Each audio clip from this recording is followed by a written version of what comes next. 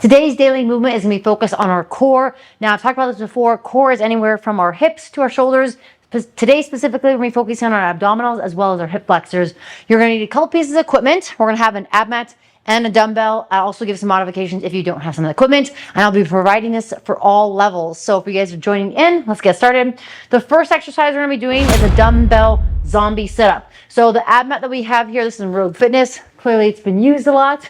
But with this abmat, the purpose of the abmat is to help fill the void on your lower back. So I'm actually going to have it placed so the words are upside down. Right here is going to go on my lumbar spine. So this is going to support my spine as I sit up, allowing the spine to push into the abmat, which is going to allow me to use my abdominals, specifically this area right here, as well as a little hip flexors. I'll show some variations of what we can do with our lower body, but the zombie sit-up is going to be a little more challenging because it does tax our upper body as well, since we're holding the dumbbell overhead.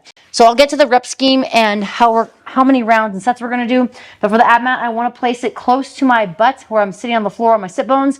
For a traditional sit-up, your feet could be set up like so, like an A-frame or triangle, or completely extended straight. Or if you want, you can go to a butterfly where I'm going to put the soles of my feet together. I'm going to splay my knees out. This is going to actually take out a little bit of the hip flexors, so you'll be able to use your abdominal muscles a little bit more.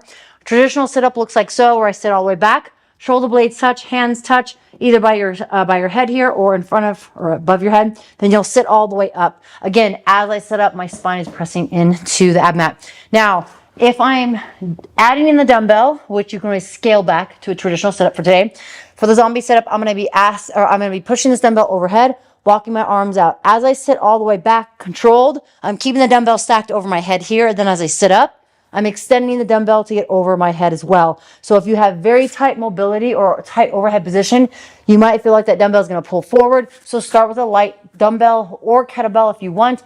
I prefer dumbbell as it allows you to hold each hand in one dumbbell head. So you're going to perform 10 dumbbell sit-ups and that first exercise.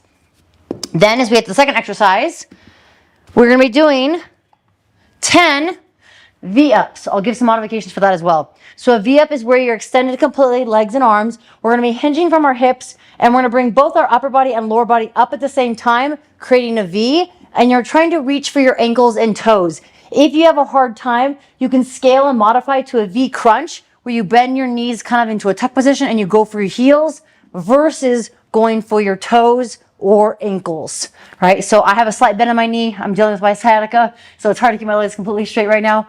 But again, a V-up all at the same time, up and come back down. If you're doing that V crunch, you're bending the knees, going for the heels. If that's still challenging, here's another variation. You can do a single leg V crunch, alternating legs like so, or a single leg V-up, again, alternating legs for that. Now, this is going to be a little of a change. If you're doing the V-ups with both legs coming up, you're doing 10 reps. If you're going to do a single leg variation, you're going to do a total of 20 reps, essentially 10 on each leg.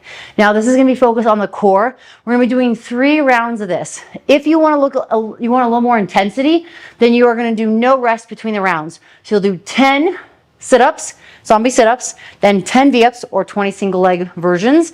And then you're going to do 3 rounds back to back. If you need a little bit of rest, integrate 1-minute rest between rounds. That's going to give you a little bit of time to rest, recover. Remember, this is going to focus on the abdominals as well as the hip flexors, because you're essentially hinging at the hip, bringing that leg up.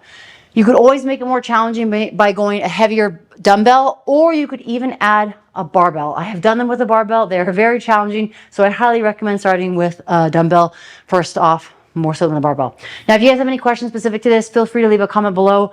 If you want an additional round, do 4 rounds versus the 3 rounds. That's just going to obviously add a little more work into this. If you're new and 3 rounds seems like a lot, that's 30 reps of each. You can always scale back to 2 rounds. If you want more workouts like this, specifically with the core or the abs, let me know. Leave a comment below and I'll incorporate them.